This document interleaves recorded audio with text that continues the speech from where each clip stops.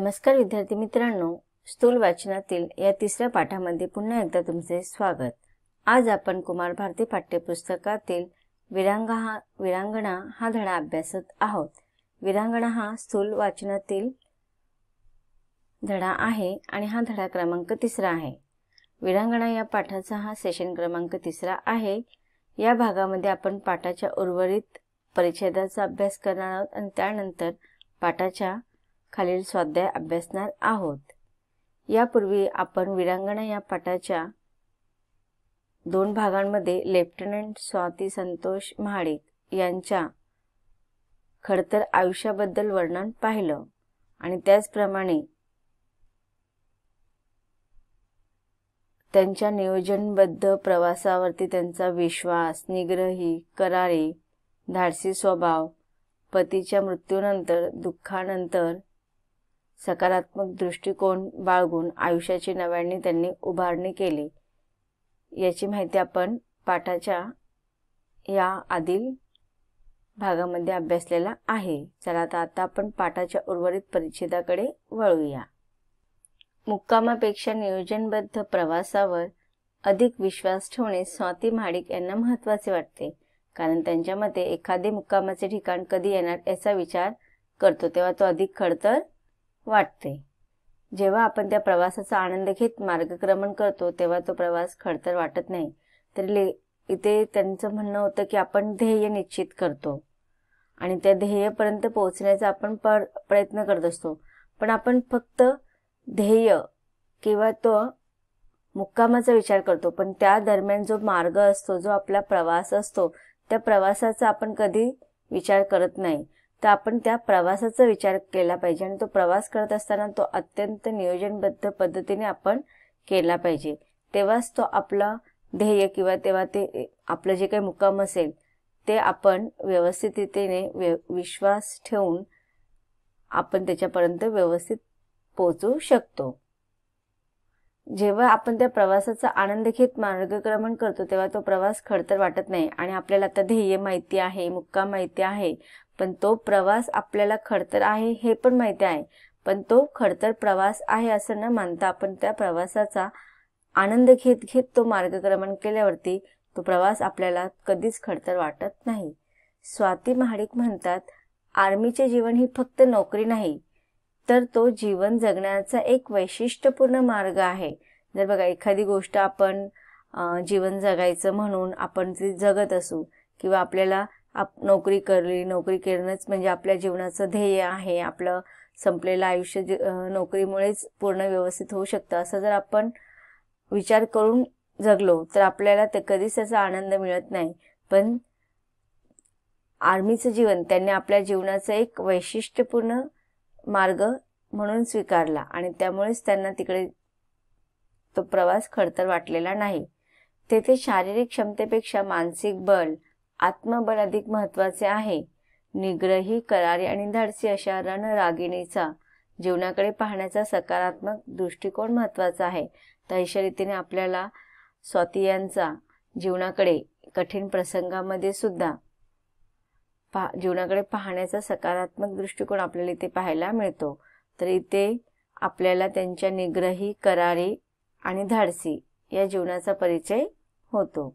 आपण जे काम करतो मग ते कोणतेही असो त्याच्याबद्दल आणखीन जाणून घेणे, अधिक शिकणे हे जीवनाच्या प्रत्येक टप्प्यावर महत्त्वाचे असते। मग आता बघा इथे सांगतात की कोणतेही काम जेव्हा आपण एखादं कार्य जेव्हा आपण स्वीकारतो ते अगदी मनापासून स्वीकारलं पाहिजे, मग ते कोणतेही असू दे। कामाचा असं दर्जा नसतो तो की हेच काम श्रेष्ठ आहे, हेच काम निकृष्ट दर्जाचं आहे। तर ते असं वेगवेगळ्या दर्जानुसार आपण कामाचं नियोजन नाही करू शकत। काम कोणतेही असू दे त्याच्याबद्दल आपल्या मनामध्ये आणखीन जाणून घेण्याची इच्छा असली पाहिजे। ते अधिक शिकणं हे जीवनाच्या वेगवेगळ्या टप्प्यावरती महत्त्वाचे असतात असं त्यांचं म्हणणं आहे। पुरुषप्रधान संस्कृतीत असलेल्या भारतातील अनेक मुलींना व स्त्रियांना सैन्य दलात भरती होण्याची प्रेरणा देऊन वैभवशाली नव्या भारताचे स्वप्न त्या उभे करतात। तर बघा आता ही आपली संस्कृती जी मानली जाते ती पुरुषप्रधान संस्कृती मानली जाते। स्त्री कितीही शिकली, पुरुषाच्या खांद्याला खांदा देऊन जरी तिने कार्य केलं तरी तिचं स्थान हे दुय्यमच आहे आणि एकंदरीत पुरुष हा शारीरिक आणि मानसिक दृष्टीने अत्यंत सक्षम शक्तिशाली असतो, तर स्त्री ही शारीरिक आणि मानसिक दृष्टीने निर्बल असते, असा एक विचारधारा आपल्या या समाजाची झालेली आहे. आणि म्हणून सैन्य दलामध्ये काम करण्यासाठी फक्त पुरुषच सक्षम आहेत, स्त्रिया सक्षम नाही, असा कुठेतरी आपल्या समाजाचा जो दृष्टिकोन झालेला होता तो दृष्टिकोन बदलला. कोणी बदलला तर या पुरुषप्रधान संस्कृतीमध्ये असलेल्या भारतातील अनेक मुलींना आणि स्त्रियांना सैन्य दलात भरती होण्याची प्रेरणा दिली ती स्वाती संतोष महाडिक यांनी. आणि ही प्रेरणा जी आहे ते नवीन भारताचे स्वप्न उभे करण्यासाठी त्यांनी एक नवी मार्ग किंवा नवीन दिशा दाखवला. पती निधनाचे असीम दुःख बाजूला ठेवून पतीचे अधुरे स्वप्न पूर्ण करण्याच्या हेतूने भारत मातेची सेवा करण्यासाठी सज्ज झालेल्या ह्या वीरांगणेला सादर प्रणाम. तर विद्यार्थी मित्रांनो, हा पाठ इथे संपलेला आहे. आता ह्या पाठाखालील स्वाध्याय अर्थात कृती आपण अभ्यासणार आहोत. याच्यामध्ये तुम्हाला 7 प्रश्न दिलेले आहेत. प्रश्न क्रमांक 1 खालील आकृती पूर्ण करा आणि त्यानंतर तुम्हाला असे 7 प्रश्न दिलेले आहेत. आता आपण ह्या प्रश्नांचं उत्तर अभ्यासूया. प्रश्न क्रमांक 1 आहे आकृती पूर्ण करा. त्याच्यासाठी तुम्हाला प्रश्न विचारले, लेफ्टनंट स्वाती महाडिक त्यांचे शिक्षण, त्यांचा निर्धार आणि त्यांचा स्वभाव हे तुम्हाला इथे लिहायचे आहेत. तर पहिलं पाहूया त्यांचे शिक्षण. BSc, BSSC, नंतर MSW, नंतर तिसरं त्यांनी B.Ed केलं आणि त्याच्यानंतर त्यांनी अनेक व्यावसायिक अभ्यासक्रम पूर्ण केले. त्यानंतर लेफ्टनंट स्वाती महाडिक यांचा निर्धार. पहिला निर्धार त्यांनी केला होता की पती निधनानंतर सुखासीन आयुष्य जगण्याची संधी नाकारून सैन्यामध्ये जगण्याचा निर्धार त्यांनी केला. आणि दुसरा त्यांचा निर्धार होता मुलांनाही सैन्य दलात दाखल करण्याचा निर्धार. त्यानंतर लेफ्टनंट स्वाती महाडिक यांचा स्वभाव. धाडसी, देशप्रेमी, निग्रही, करारी, दुःखावर मात करण्याची क्षमता, निष्ठावान आणि कायम काम समजून घेण्याची त्यांची प्रवृत्ती किंवा वृत्ती. पुढचा प्रश्न आपण अभ्यासूया आता. प्रश्न क्रमांक 2. कठोर परिश्रमामुळेच स्वाती महाडिक यांना स्वतःचा निर्धार पूर्ण करता आला. या विधानाबाबत तुमचे मत स्पष्ट करा. तर उत्तर पाहूया. पती निधनामुळे स्वाती आधीच दुःखाच्या घाईत लोटल्या गेल्या होत्या. जीवनाचा साथीदार सोबत असला तर माणसे वाटेल ती दुःखे सहन करू शकतात. वाटेल त्या संकटांना सामोरे जाण्याची मानसिक हिंमत माणसांमध्ये असते. इथे तर स्वातींचा पती अर्ध्या वाटेवरूनच या जीवनातून निघून गेला होता. त्यातच 2 मुलांना वाढवण्याची जबाबदारी त्यांच्यावर येऊन पडली होती. उत्तर कंटिन्यू आहे. दुसरी गोष्ट म्हणजे स्वातीच्या मार्गात आडवी येणार होती ती त्यांचं वय. ऐन तारुण्यात माणसांमध्ये प्रचंड ऊर्जा असते. कोणतेही धाडसी काम करण्यास तरुण मन मागे पुढे पाहत नाही आणि आता स्वाती तर वयाच्या 40शीत पोहोचलेल्या होत्या. या वयात धडाकेबाज कृती करण्यास लागणारे शारीरिक आणि मानसिक बळ कमी असण्याचा संभव असतो. तसेच त्यांनी सैन्यात जाण्याचा निर्णय घेतला होता. तेथील जीवन तर अत्यंतिक खडतर असे असते. तेथे कमालीची शारीरिक क्षमता आवश्यक असते आणि शारीरिक क्षमतेपेक्षा मानसिक बळ अधिक गरजेचे असते. या अडचणी दूर करण्यासाठी अफाट कष्ट घ्यावे लागणार होते, परंतु कोणत्याही परिस्थितीत सैन्यात जायचेच असा स्वाती यांनी पक्का निर्धार केला होता. त्यासाठी वाटेल ते कष्ट करण्याची मानसिक तयारी त्यांनी केली होती. तसे कष्ट त्यांनी घेतले सुद्धा, म्हणूनच त्यांना स्वतःचा निर्धार पूर्ण करता आला. पुढचा प्रश्न आहे प्रश्न क्रमांक 3. पती निधनानंतर आपण सैन्यात भरती व्हायचं. स्वाती महाडिक यांच्या या निर्धारातून समाजाला काय संदेश मिळतो ते तुमच्या शब्दात लिहा. उत्तर आहे. स्वाती महाडिक यांनी पती निधनाचे असीम दुःख झेललेले होते. त्या दुःखात बुडून जाऊन त्या निष्क्रिय झाल्या नाहीत. आपल्या पतीचे देशाची सेवा करण्याचे अपूर्ण राहिलेले स्वप्न पूर्ण करण्याचा त्यांनी निर्धार केला.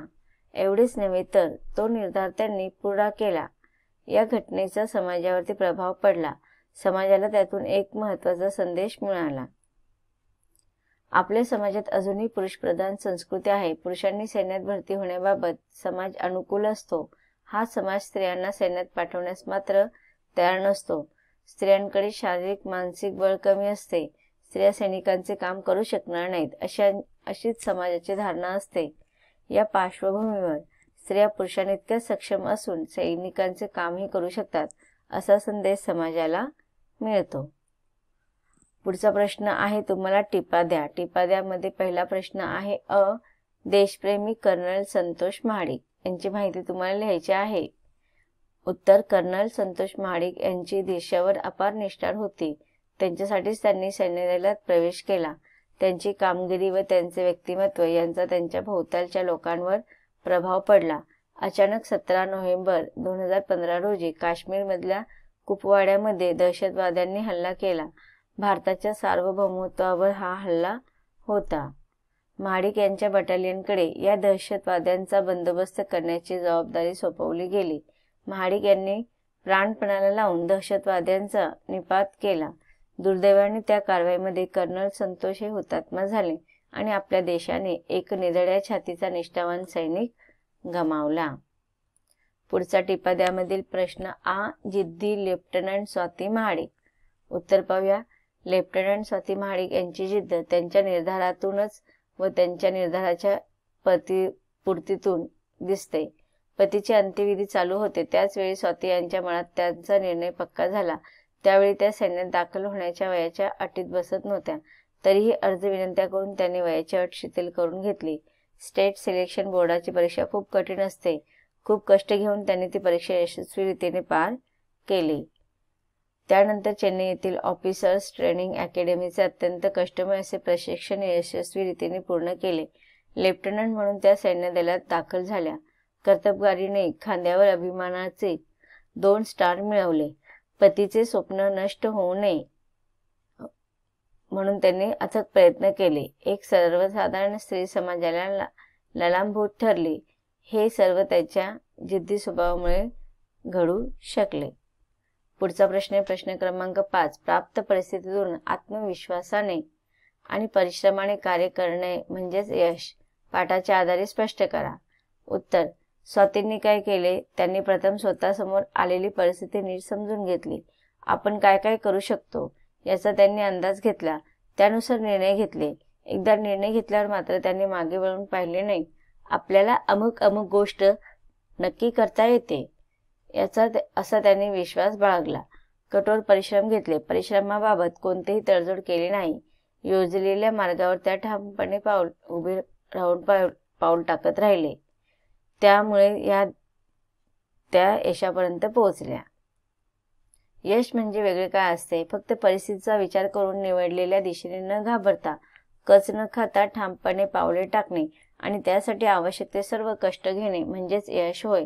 स्वाती यांच्या जीवनकार्यावरून हे आपल्याला लक्षात येते. पुढचा प्रश्न आहे प्रश्न क्रमांक 6. मुक्कामापेक्षा नियोजनबद्ध प्रवासावर अधिक विश्वास ठेवा या विधानाविषयीचे तुमचे विचार स्पष्ट करा. उत्तर होते काय की आपल्याला काय करायचे आहे, आपले ध्येय कोणते आहे आपण नक्की करतो आणि आपले पावले टाकायला सुरुवात करतो. पण अर्ध्यावर गेल्यावर ध्येयाच्या दिशेने आपण चाललेलोच नाही हे लक्षात येते. मग आपण मार्ग बदलतो. असे पुन्हा पुन्हा घडते आणि काळ संपून जातो. पण आपण मुक्कामापर्यंत पोहोचलोच नाही. याचे कारण साधे आहे. आपण फक्त मुक्कामाचा विचार करतो. सुरुवातीपासून मुक्कामापर्यंतचा शेवटपर्यंतचा जो मार्ग आहे त्याचा आपण विचारच करीत नाही. खरे तर या मार्गाचा तपशीलवार व सूक्ष्मपणे विचार केला पाहिजे. प्रत्येक पावलावर पार पाडाव्या लागणाऱ्या सर्व कृतींची नोंद केली पाहिजे. काही कृतींचा मिळून एक टप्पा याप्रमाणे संपूर्ण मार्गाचे टप्पे ठरवले पाहिजेत. प्रत्येक टप्प्याला किती वेळ लागेल, कोणती साधने वापरावी लागतील हे सुद्धा निश्चित केले पाहिजे.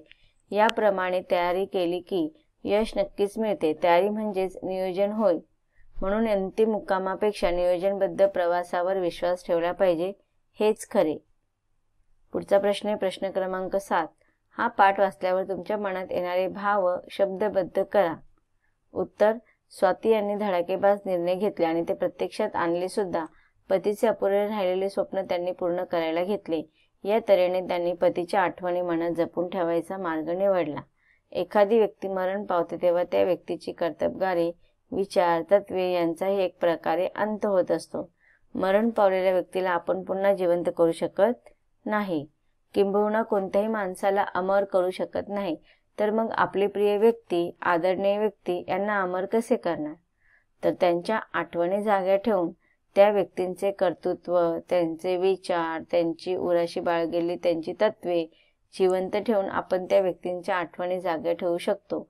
किंबहुना तोच सर्वश्रेष्ठ मार्ग आहे. मला या विचाराची देणगी प्रस्तुत पाठाने दिलेली आहे. तर विद्यार्थी मित्रांनो, या पाठामधील आपण लेफ्टनंट स्वाती संतोष महाडिक यांची माहिती किंवा मग यांचा जो काही पाठ आहे तो इथे संपलेला आहे. परंतु वीरांगणा या पाठामध्ये आपण दुसऱ्या वीरांगणाचा अभ्यास करणार आहोत. परंतु त्याचा अभ्यास आपण पाठाच्या पुढील सेशनमध्ये करणार आहोत. धन्यवाद.